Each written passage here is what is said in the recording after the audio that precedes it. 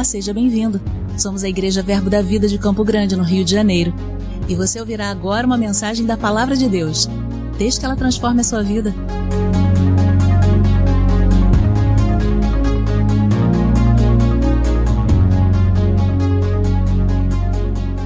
Você está bem? Amém.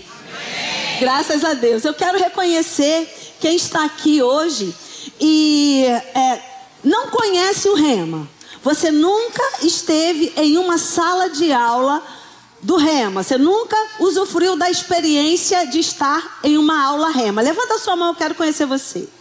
Glória a Deus, bastante gente. Sejam todos muito bem-vindos. É claro que nós estamos em um culto, então não é exatamente uma aula demonstrativa. Nós vamos ter essa oportunidade no começo de fevereiro, diretor. Começo de fevereiro, né? Final de fevereiro, depois do carnaval. Depois do carnaval nós teremos essa oportunidade de você vir conhecer uma aula mesmo, uma aula demonstrativa do Rema, com intervalo, com tudo aquilo que é o Rema. Hoje nós estamos em um culto, mas vamos dar um culto baseado em uma aula Rema. Então nós vamos falar sobre o tema do nosso seminário de verão, é Shabbat Shalom. E nós vamos falar sobre isso essa noite.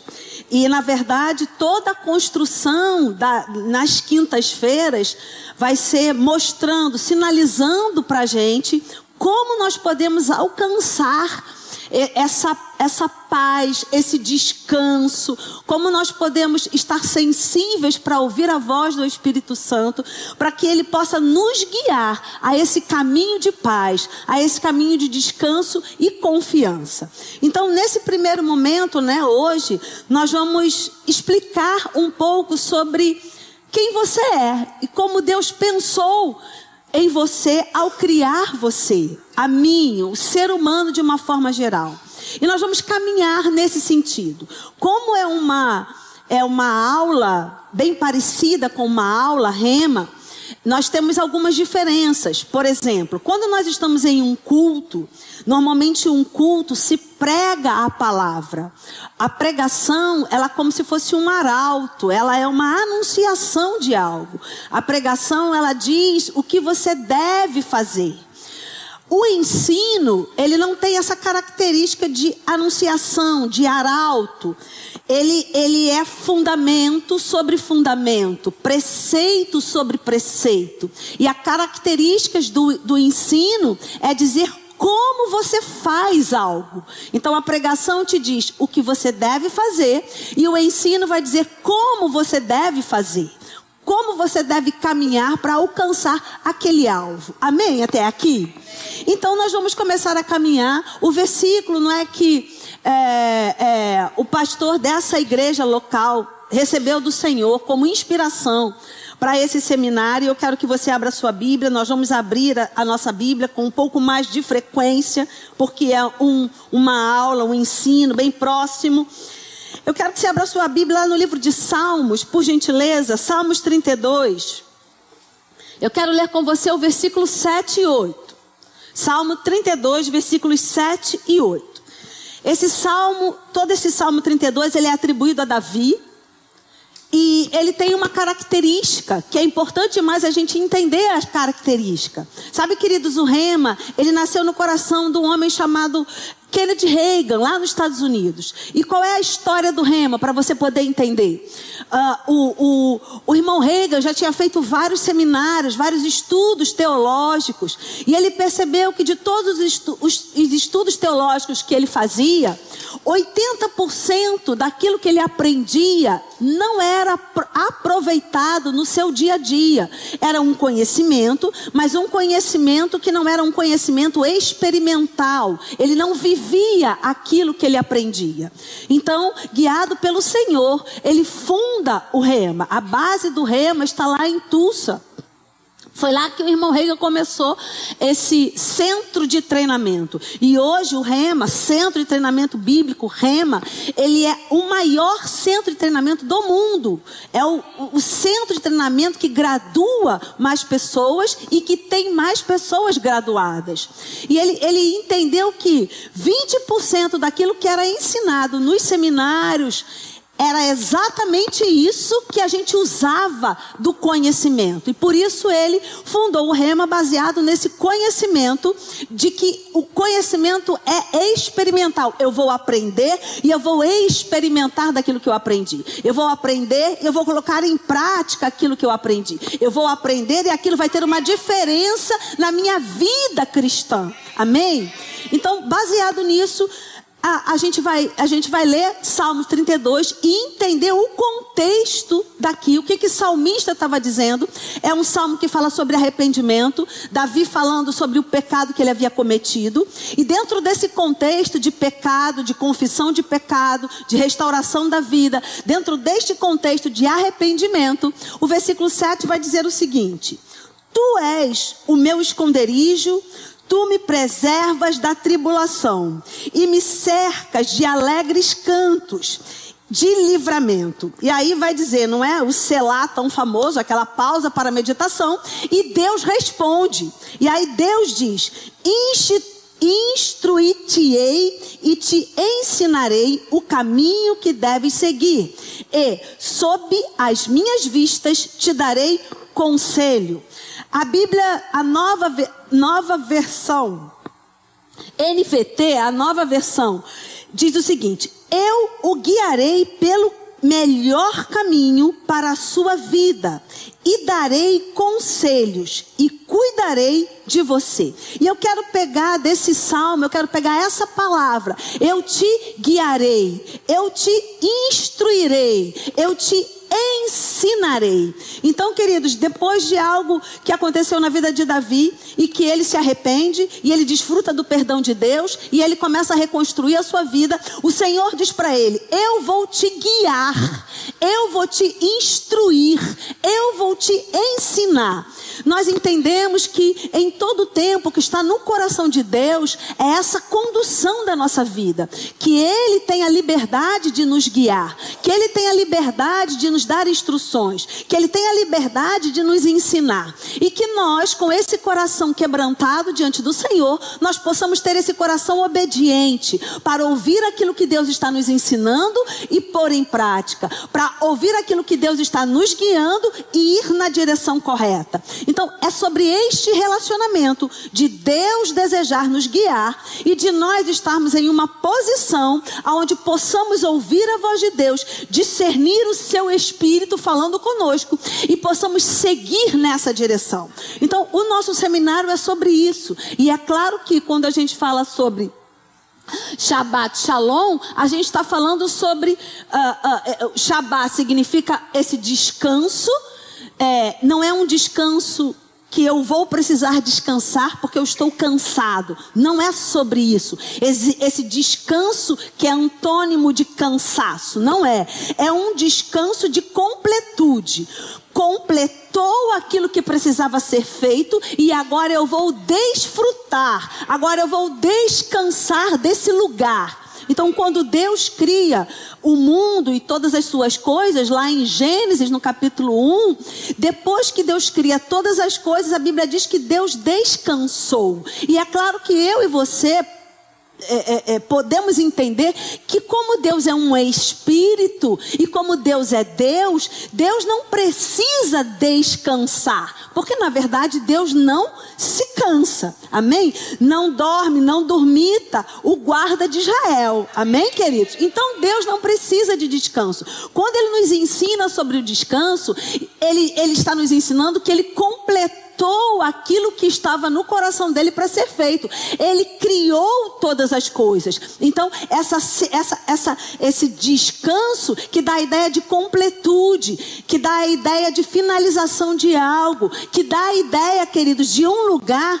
onde eu posso desfrutar daquilo que foi feito. Amém?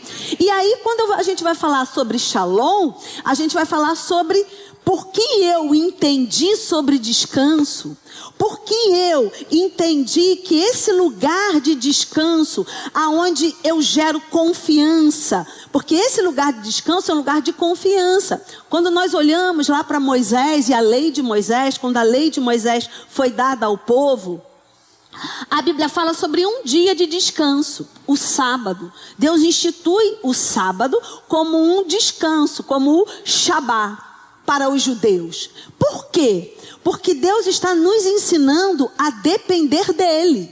Você vai trabalhar 6 dias da semana. Um dia da semana será o seu descanso. Por quê? Porque você concluiu as suas atividades durante a semana e agora você vai desfrutar do descanso. E quando Deus nos ensina esse lugar de descanso, Ele está dizendo, você não precisa trabalhar, nem ter nenhum tipo de atividade nesse dia, porque esse dia eu sou a prioridade.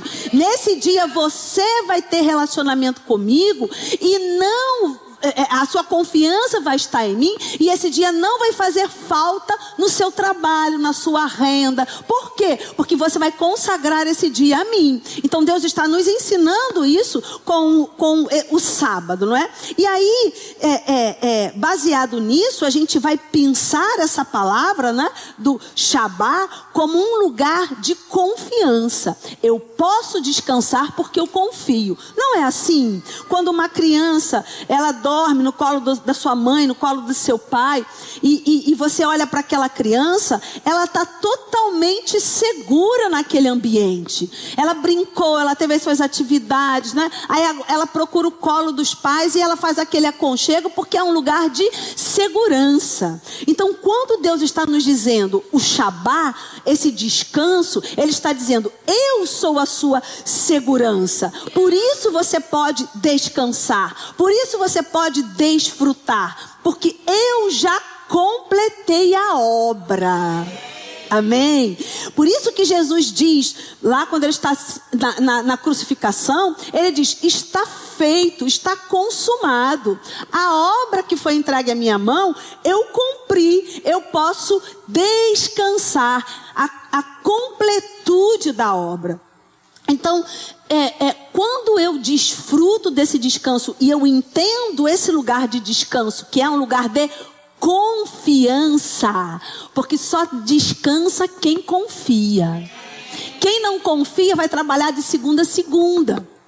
Agora, quem confia vai entender que trabalhou 6 dias e vai ter um dia que é o dia do descanso.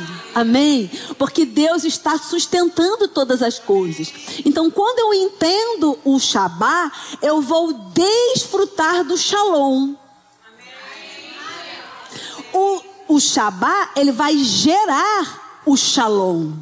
Eu entendi o descanso, eu entendi a confiança e por isso eu vou desfrutar da paz. Porque não é uma paz ausência de guerra, é uma paz que excede todo o entendimento. É uma paz que pode estar tudo desorganizado por fora, mas por dentro eu entendo que eu tenho segurança nele. O Shalom significa aquilo que estava desajustado, desarrumado e foi arrumado. Aquilo que estava faltando e foi providenciado. Nada faltando, nada quebrado. Aquilo que estava fora do lugar foi colocado no lugar. Uma boa jornada na vida. Nós vamos aprender a lidar com as coisas da vida quando entendemos esse lugar de paz no Senhor. Então eu vou aprender a lidar com as más notícias. Eu vou aprender a lidar com os rumores. Eu vou aprender a lidar com os laudos. Por quê? Porque por dentro eu estou em paz. Porque eu encontrei em Deus um descanso. Eu encontrei em Deus uma segurança. E porque eu encontrei em Deus essa segurança, aconteça o que acontecer do lado de fora, mas eu estou em paz. Amém, queridos? Então, a partir disso, não é para você poder entender o motivo do seminário ter esse nome. A partir daí, nós vamos começar a mostrar como é a nossa estrutura, como Deus fez o homem. Porque existem aspectos no homem que vão nos ligar a Deus. E existem aspectos no homem, na estrutura humana, que vão nos ligar ao mundo. E por isso nós precisamos reconhecer muito bem esses aspectos e esses elementos, porque senão a gente pode se confundir. E por mais que Deus queira nos guiar pela paz, a gente não vai entender a voz de Deus. E talvez, mesmo Deus desejando isso, a gente não desfrute disso. Amém? Você entendeu? Então, vamos caminhar aqui para que a gente possa entender um pouquinho sobre a nossa estrutura, né? Como nós somos. E aí eu quero que você abra, por gentileza, lá em 1 Tessalonicenses, no capítulo 5, versículo 23. A primeira carta que o apóstolo Paulo escreveu para a igreja que estava lá em Tessalônica. Foi a primeira carta que ele escreveu mesmo, né, na sua jornada. É uma carta fresquinha, vamos dizer assim.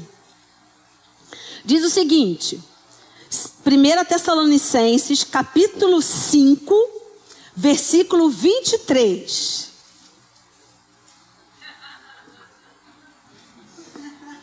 Amém? Você achou? Posso ler? Diz o seguinte: o mesmo Deus da paz vos santifique em tudo, e o vosso espírito, alma e corpo sejam conservados íntegros, irrepreensíveis, na vinda de nosso Senhor Jesus Cristo. Eu quero extrair desse versículo vários pontos que são importantes demais. A gente precisa olhar o versículo e entender o que Deus está comunicando. Ler um versículo e entender sobre o que ele está falando. Nesse versículo existem muitas informações preciosas demais.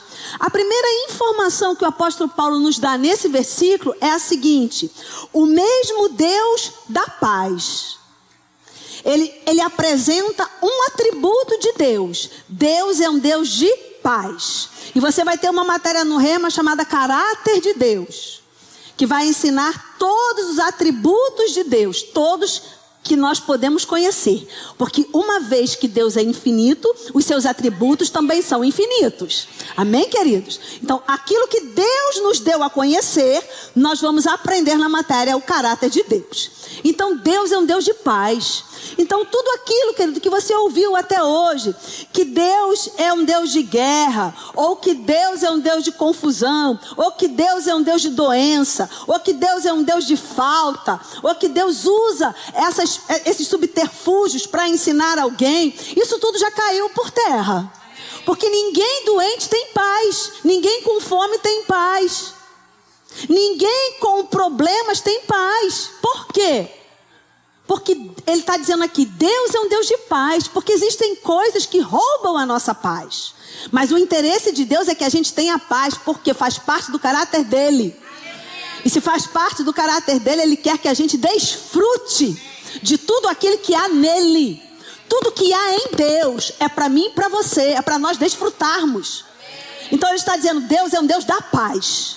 Deus não é Deus de doença, Deus não é Deus de guerra, Deus não é Deus de falta, Deus não é Deus de confusão, de inimizade. Deus é um Deus da paz. Só isso já dava para a gente ir embora aí feliz, não é não? Mas a palavra de Deus é uma fonte inesgotável. E aí ele continua. O mesmo Deus da paz vos santifique em quê? Em tudo. Então, peraí, então a nossa vida, ela não é feita por departamentos? Não. Ele está dizendo, vos santifique em tudo. Então é tudo que diz respeito a você. Há uma expectativa no coração de Deus que seja santificado. Então o fruto do seu trabalho, santificado. A sua casa, santificada. A sua família, santificada. O seu leito de casamento, santificado. A sua aliança com a sua esposa, santificada. Os seus relacionamentos, santificados. Em tudo. É espírito, alma e corpo, é o que ele vai dizer depois. E aí ele diz, vos santifique em tudo. E o vosso espírito, alma e corpo sejam conservados íntegros e irrepreensíveis na vinda de nosso Senhor Jesus Cristo. Vamos entender algumas coisas aqui. Vos santifique em tudo, em espírito, alma e corpo. E aqui, queridos, tem uma chave muito importante, que talvez durante toda a sua vida cristã, talvez você nunca tenha percebido. O apóstolo Paulo está nos ensinando sobre a natureza tríplice do homem. Ele está dizendo, o Deus da paz, Ele deseja que a gente ande em santificação. Amém. Em espírito, em alma e em corpo. Então, peraí. Espírito é uma coisa, alma é uma coisa, corpo é outra coisa? É, exatamente. E aí ele continua dizendo... E de que forma é essa santificação? Ele diz, íntegro, tem que se conservar íntegro. Então o que é uma coisa íntegra? É uma coisa que não foi adulterada.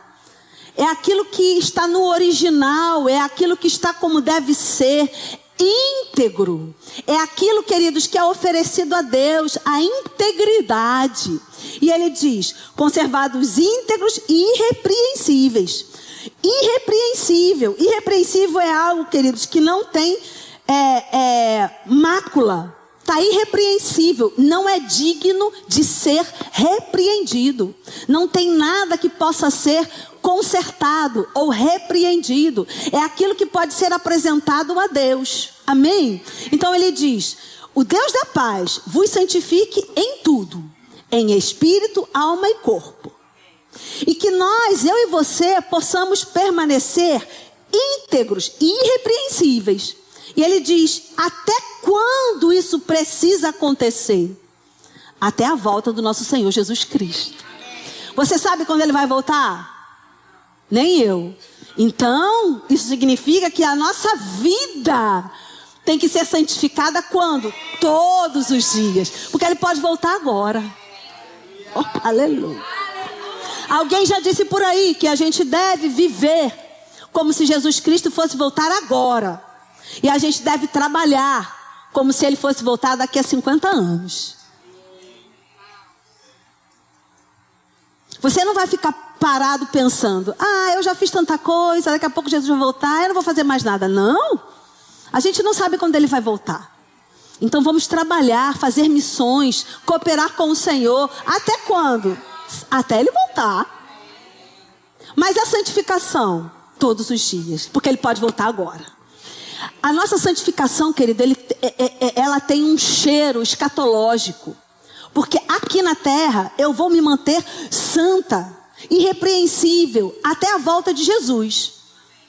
E também, o que eu faço aqui com o meu espírito, a minha alma e meu corpo, vai reverberar para a eternidade. Então eu me mantenho santa, íntegra e irrepreensível agora, mas o que eu faço agora está sendo projetado para a eternidade. Então a minha santificação, ela tem um teor escatológico, porque não é só para hoje, mas é para a eternidade.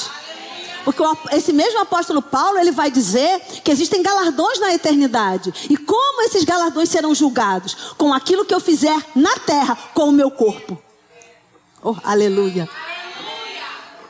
Amém, queridos? Então vamos avançar. Você vai ter uma matéria sobre escatologia.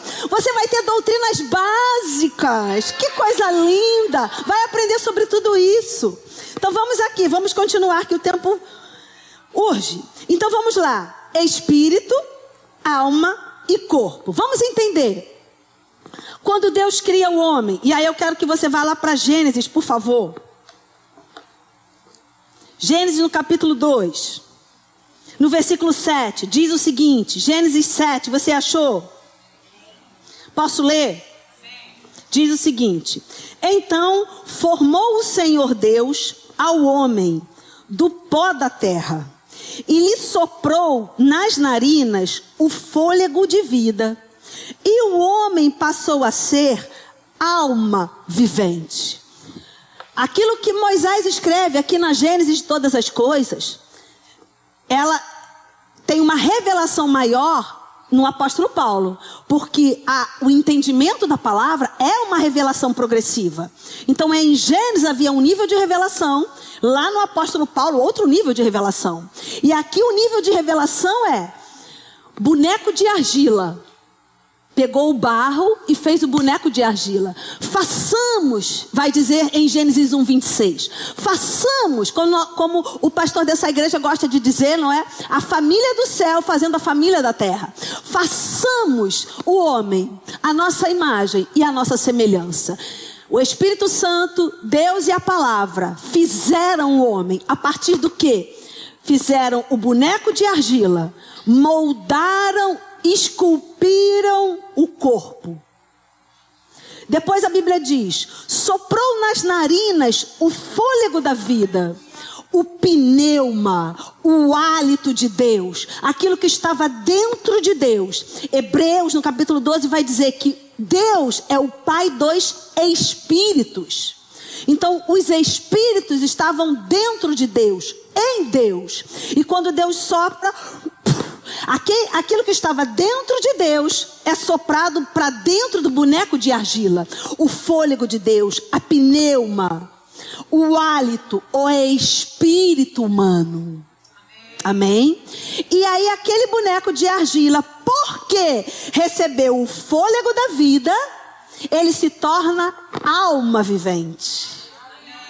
É feita a sua psique, é feita a sua emoção, é feita a sua mente, a sua inteligência. Amém, queridos? Então, espírito, alma e corpo. O irmão Reiga vai dizer que nós somos um espírito, é o que saiu de dentro de Deus, é a nossa essência, é aquilo que volta para Deus, para aqueles que receberam Jesus como Senhor e Salvador da sua vida.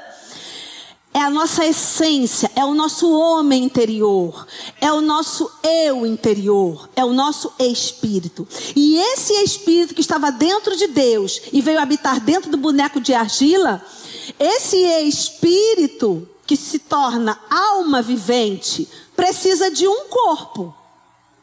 Então, o espírito habita em um corpo. O apóstolo Paulo vai dizer inúmeras vezes: este tabernáculo.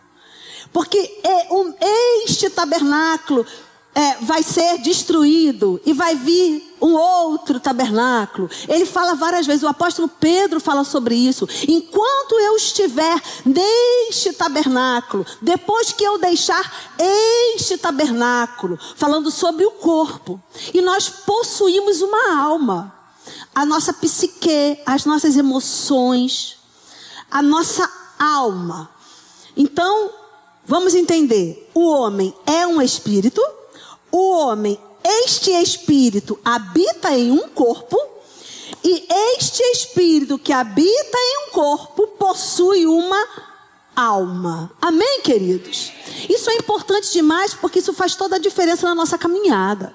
Você sabe que tem muita gente que se converte e não entende que é justiça de Deus, porque ela ainda tem desejos carnais.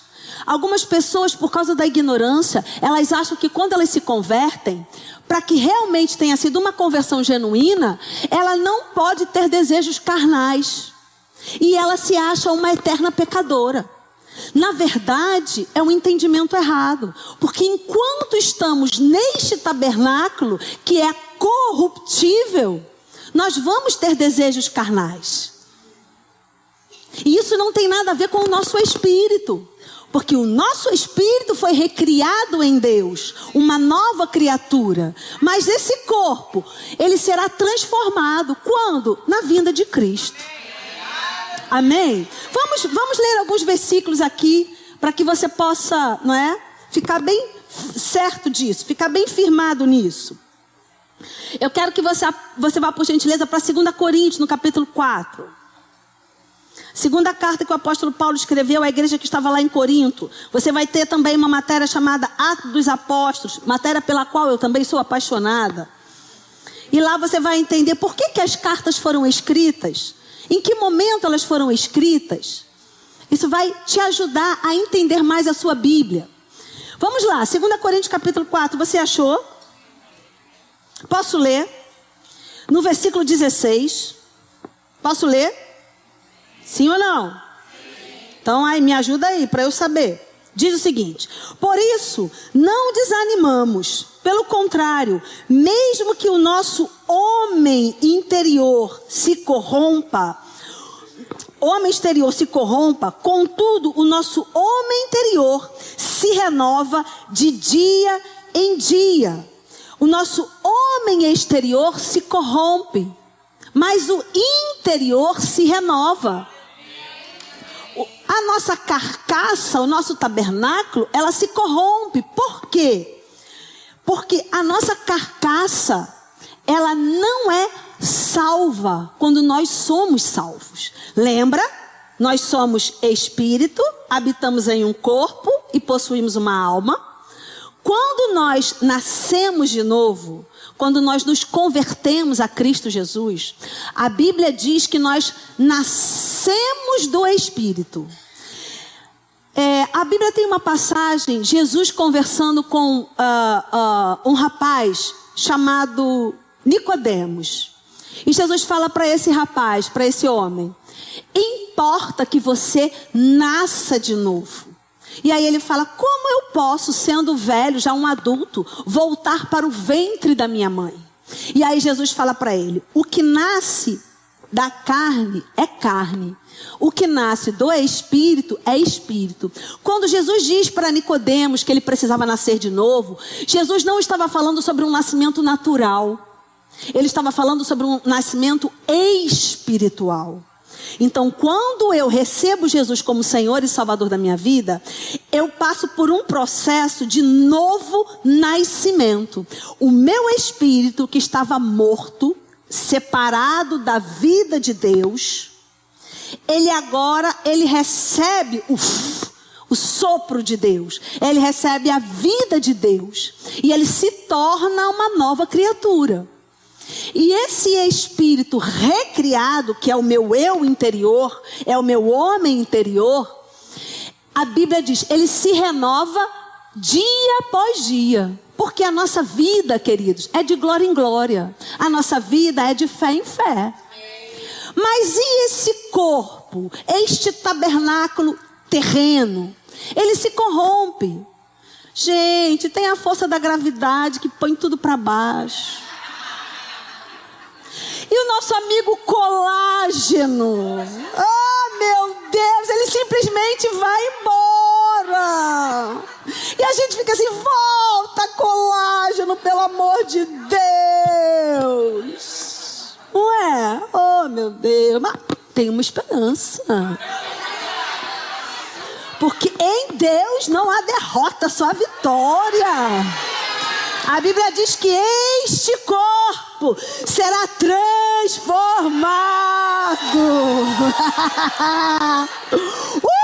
Vamos receber todo o colágeno.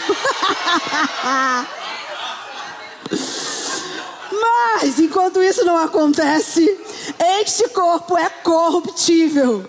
E ele vai se deteriorando. Infelizmente, por causa do pecado. Amém, queridos? Vamos caminhar mais um pouquinho. Glória a Deus. Então nós somos um espírito, habitamos em um corpo e possuímos uma alma. Eu quero ler algo para você, que é uma promessa disso tudo que eu falei agora para você, para que você entenda que isso é algo que já foi prometido por Deus há muitos anos atrás, que está lá em Ezequiel. Abra comigo, é um versículo, quer dizer, uma passagem que os professores usam muito em muitas matérias do Rema. Ezequiel 26, Ezequiel 36, versículo 26. Ezequiel 36, versículo 26. Eu posso ler? Diz o seguinte: dar-vos-ei coração novo, e porei dentro de vós espírito novo. Tirarei de vós o coração de pedra, e vos darei coração de carne. Porei dentro de vós o meu espírito, e farei que andeis nos meus estatutos, guardeis os meus juízos e os observeis. Isto é uma promessa de Deus lá no Velho Testamento. Essa promessa se cumpre aonde? Em Jesus. Quando nós recebemos Jesus como Senhor e Salvador da nossa vida, este coração é enxertado dentro de nós. Aquele coração de pedra do homem caído, do homem separado de Deus. Aquele coração agora, ele é transformado por um coração de carne. Quando o profeta está falando sobre um coração de carne, está falando sobre um coração ensinável, moldável. Algo que a gente pode moldar, se adequar à nova vida. Amém, queridos? Isso acontece quando nós nascemos de novo. Então, esse Espírito de Deus, quando nós recebemos Jesus, vem habitar dentro do nosso espírito. Não se esqueça, somos um espírito, habitamos em um corpo, possuímos uma alma. Então, quando eu recebo Jesus, o meu espírito, o espírito da Marcela, que estava morto e separado de Deus, aquele coração de pedra, é transformado num coração de carne, e o Espírito de Deus vem habitar dentro do meu espírito. Eu me torno uma nova criatura. Amém? O que acontece com a minha alma? A salvação da minha alma é um processo. O apóstolo Paulo vai dizer lá em Romanos, no capítulo 12, um versículo que a gente usa muito também, que nós não devemos nos conformar com o sistema desse mundo, mas devemos transformar a nossa maneira de pensar. Então eu transformo a minha maneira de pensar pela palavra. Eu renovo a minha maneira de pensar pela palavra. Então a minha alma, a minha psique, ela vai receber a palavra. E aquele que rouba, não roube mais. Aquele que mentia, não minta mais. Aquele que era olho por olho, dente por dente, agora vai dar a outra face. Amém, queridos? Então a minha alma, ela vai ser transformada pela palavra a cada dia. E este processo, o apóstolo Tiago vai dizer lá em Tiago, no capítulo 1, a partir do versículo 20, 21, 22, o endereço é mais ou menos por ali. Ele vai dizer sobre nós acolhermos a palavra com mansidão. Existe uma palavra que está sendo enxertada e tem uma forma de receber essa palavra. Ele diz: acolhei com mansidão a palavra em vós enxertada, porque ela é poderosa para salvar a vossa alma. Então, o meu espírito, ele é salvo no momento que eu recebi Jesus. A minha alma passa por um processo. Eu ouço a palavra, mudo a minha maneira de pensar, mudo a minha maneira de agir. Eu ouço a palavra, mudo a minha maneira de pensar, mudo a minha maneira de agir. E neste processo ela vai sendo salva. Ela vai se tornando irrepreensível. Amém, queridos? Glória a Deus. E o corpo? Só mesmo na volta do Senhor Jesus. Porque este corpo mortal está sendo envelhecido. E o apóstolo Paulo diz algo que eu acho fantástico sobre o corpo, que eu quero ler com você. Por gentileza, abra sua Bíblia. 1 Coríntios, no capítulo 9. 1 Coríntios 9, 27. Eu gosto muito dessa passagem. 1 Coríntios 9, 27 vai dizer o seguinte. Você achou? Amém. 1 Coríntios capítulo 9, versículo 27. Vamos ler a partir do 23? Diz o seguinte: tudo faço por causa do Evangelho, com o fim de me tornar cooperador com ele. Não sabeis vós que os que correm no estádio, todos, na verdade, correm, mas um só leva o prêmio? Correi de tal maneira que alcanceis. Todo atleta em tudo se domina. Aqueles para alcançar uma coroa corruptível. Nós, porém, a incorruptível. Assim corro também eu, não sem meta. Assim luto, não como desferindo golpes no ar. Mas esmurro o meu corpo e o reduzo à escravidão, para que, tendo pregado a outros, não venha eu mesmo a ser desqualificado. O que o apóstolo Paulo está dizendo? temos um corpo. E este corpo tem desejos. Esse mesmo apóstolo Paulo vai dizer lá em Gálatas sobre as obras do corpo, feitos do corpo, obras da carne. E quando ele fala sobre isso, ele está falando sobre o corpo mesmo. Então ele diz, sabe, existe uma, vamos dizer assim, né, uma corrida. Rapazes, estou na metade ainda.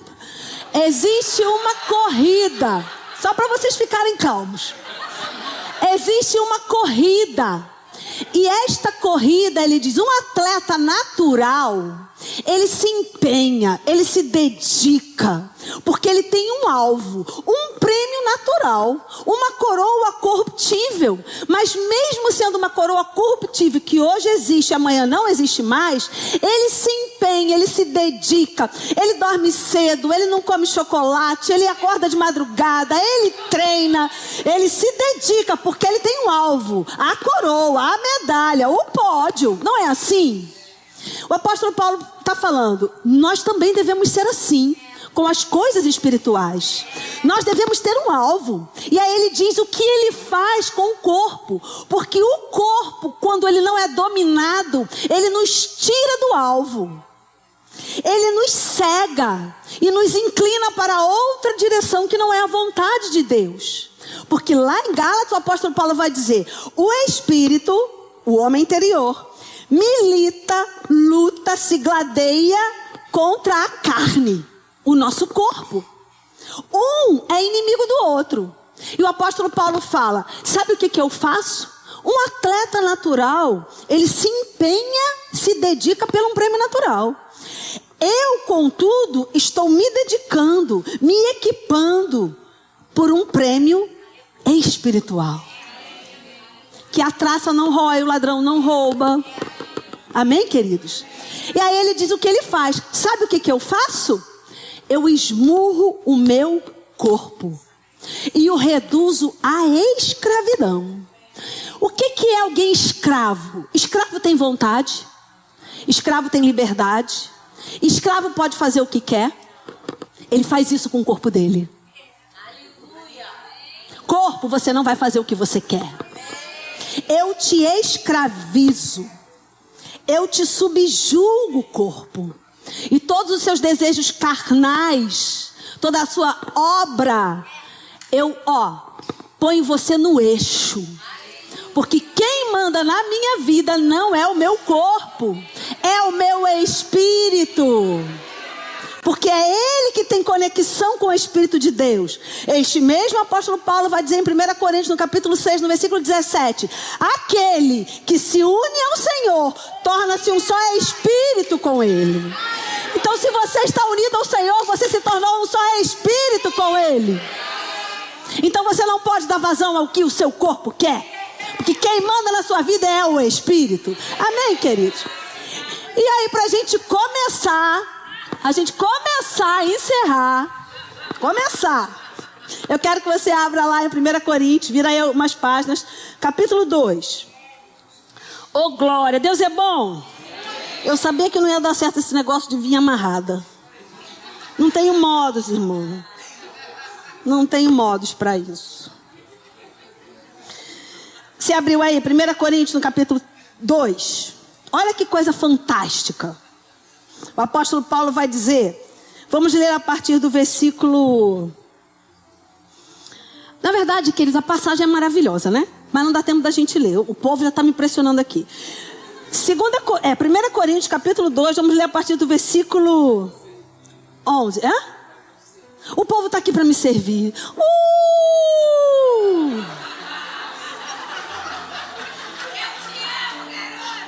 Eu também! Tu não estava sentado aqui? Então, já que o povo está aqui para me servir, vamos ler a partir do versículo 10. O escritor, o apóstolo Paulo, ele está falando sobre Jesus e a sabedoria de Deus. E no versículo 10 ele diz o seguinte, no versículo 9. Mas como está escrito, nem olhos viram, nem ouvidos ouviram, nem jamais penetrou em coração humano o que Deus tem preparado para aqueles que o amam. Aí o povo pega esse versículo, que é lá da velha aliança, e para por aí. E aí o povo tem orgulho de dizer, tá vendo? Jamais penetrou no coração humano o que Deus tem. Você não vai conhecer a Deus. Você não vai saber o que Deus está pensando. Amado, mas o versículo não acaba aí.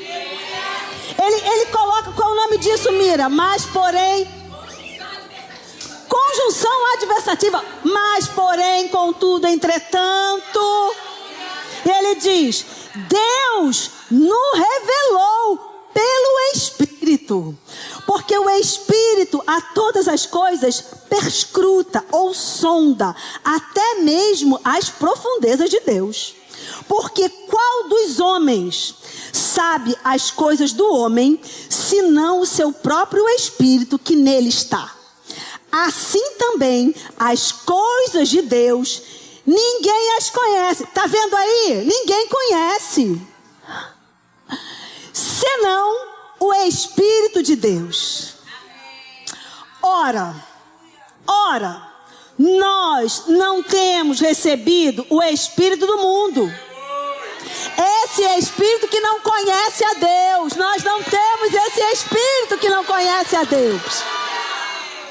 Ele diz, é sim o Espírito que vem de Deus, para que conheçamos o que por Deus nos foi dado gratuitamente. Amado, Deus está assim, vem me conhecer, vem me conhecer, vem me conhecer. Oh, aleluia! Disto também falamos, e não com palavras ensinadas pela sabedoria humana, mas ensinadas pelo Espírito, conferindo ou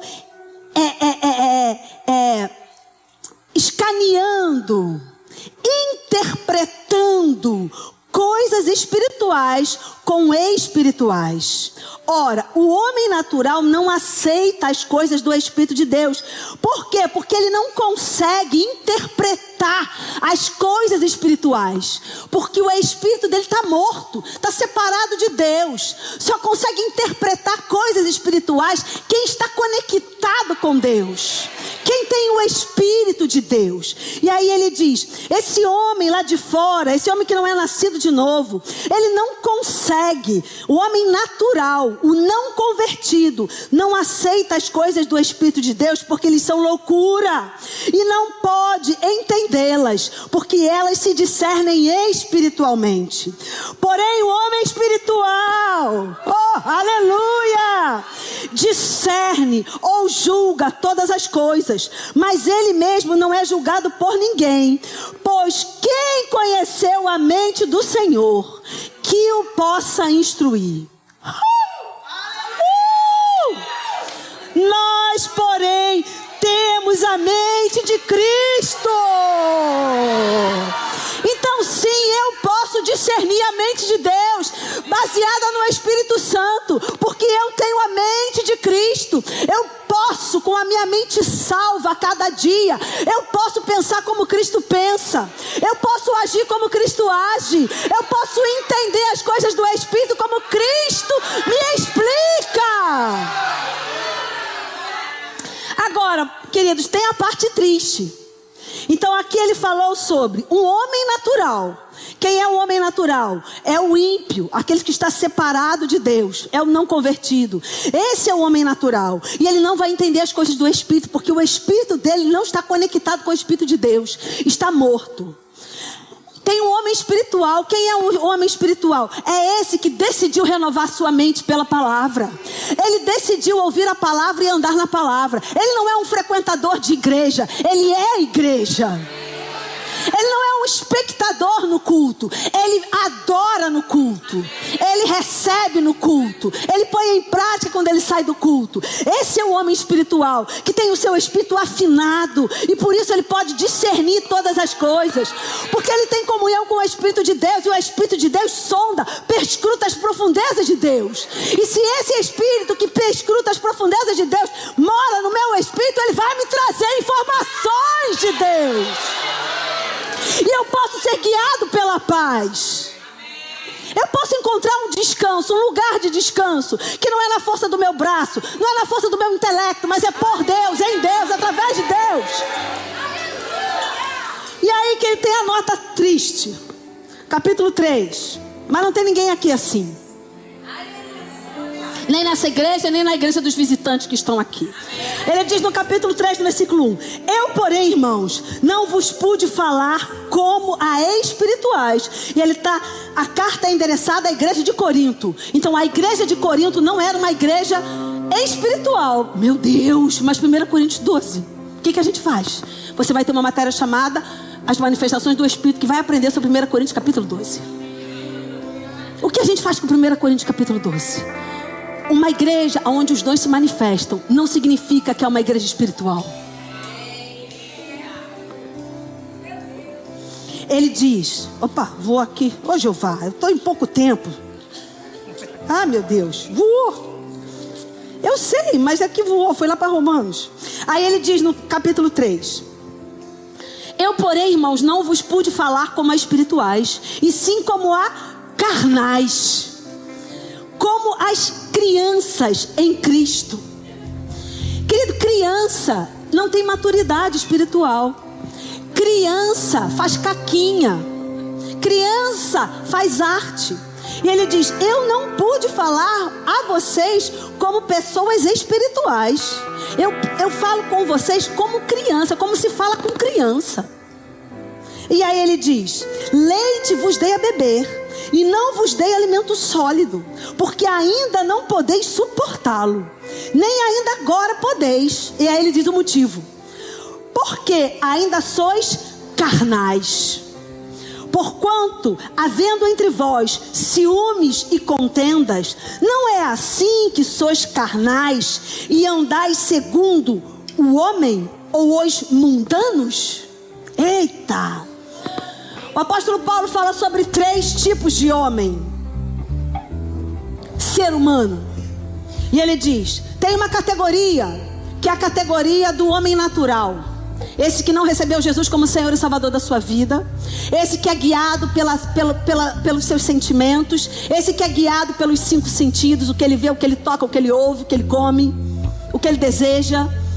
Esse que não tem Cristo como Senhor e Salvador da sua vida. Depois ele fala sobre uma outra categoria, que é o homem espiritual. Esse que recebe de Deus, que discerne todas as coisas, que tem comunhão com Deus, que é afinado com o Espírito Santo. E depois ele fala sobre o homem carnal. Esse homem carnal é convertido, ele aceitou Jesus como Senhor e Salvador da sua vida. Só que ele não resolveu, não decidiu, como o apóstolo Paulo fala, esmurrar o seu corpo, colocar as obras da carne debaixo dos pés. Ele decidiu viver de qualquer maneira dentro da igreja. Ele decidiu vir à igreja todo domingo e sair daqui como se nada tivesse acontecendo. Ele decidiu não ler a sua Bíblia, ele decidiu não orar. Ele decidiu vir à igreja como um ritual, como uma religião. Ele decidiu que ele não ia renovar a sua mente, que ele ia ouvir, mas ele não ia aprender de Cristo. Ele decidiu que ele não ia obedecer. Ele decidiu, é uma decisão, ainda que não seja uma decisão clara, mas é uma decisão. Quando a gente decide não obedecer a palavra, quando a gente decide dar voz à nossa carne. E o apóstolo Paulo disse: assim como eu tenho tanto para te falar, mas não vou poder falar agora. Querido, se Jesus aparecesse para você agora, na sua frente, e dissesse: eu tenho tanto para te falar, mas não posso falar porque você é criança. Aquela resposta que você precisa, Jesus diz para você: não posso te dar, porque você não vai compreender, porque eu ainda tenho que te dar leite, não posso te dar feijoada, porque você decidiu não crescer, e criança não pode comer feijoada. Aleluia! 3 categorias. E ele diz: sabe por que esse homem é considerado carnal? Porque ele anda em ciúme, ele anda em carnalidade, ele anda em fofoca, ele anda em egoísmo, ele anda em obras da carne, ele anda em divisão, ele anda em facção, ele anda em glutonaria, ele anda em bebedice, ele anda em pornografia, ele anda em lascívia, mora junto mas não é casado. É a palavra de Deus. Está na mesma Bíblia que diz que Deus é o Deus da paz. Se a gente quer conhecer Deus, a gente vai conhecer Deus.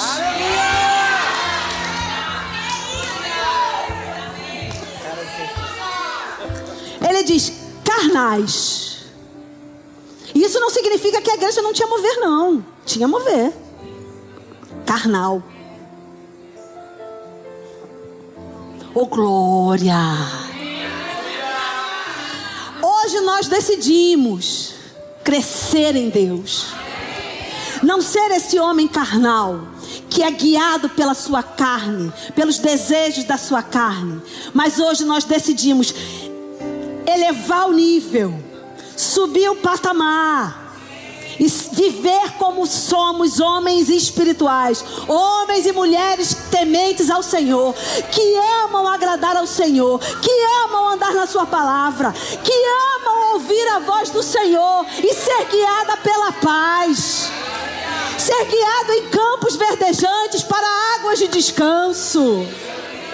Amém, queridos? Oh, glória! Só para a gente finalizar, você é um espírito. E no seu espírito habita o Espírito Santo de Deus. E Ele fala com você e Ele quer te guiar.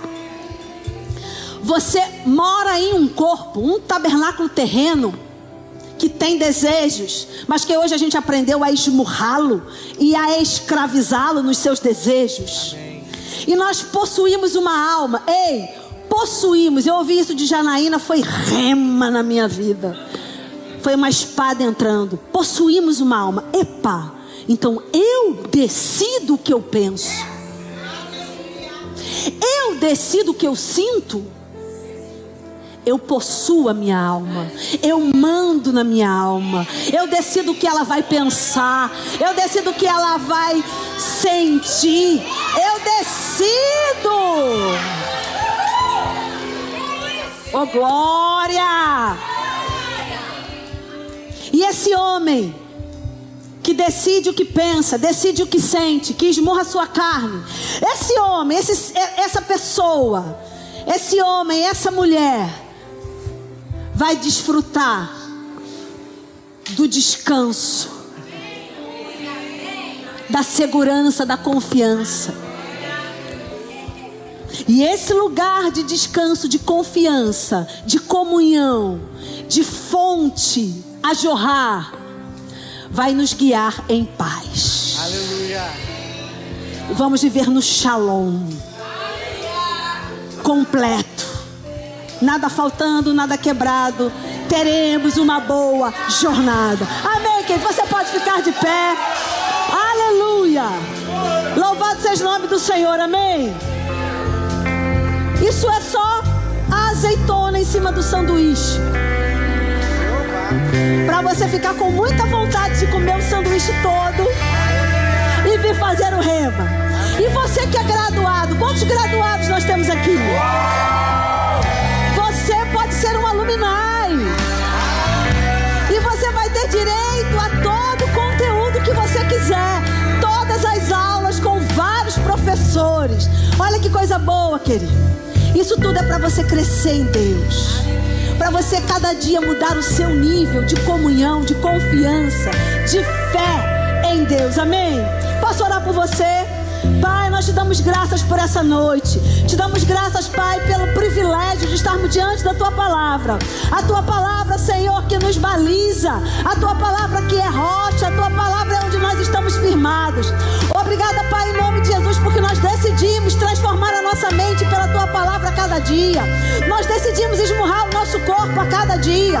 Nós decidimos, Pai, ouvir a voz do Teu Espírito, do nosso Espírito, e sermos guiados pelo que o Senhor tem no coração para as nossas vidas. Não mais guiados por circunstâncias, por sentimento, mas guiados pelo Teu Espírito. Porque guiados pelo Teu Espírito vamos desfrutar do Teu shalom, Nós te louvamos e te agradecemos, Pai, pelo conhecimento que recebemos essa noite e que nos faz livres para continuarmos a nossa jornada em paz e segurança. Obrigada, Senhor, em nome de Jesus. Amém. Glória a Deus.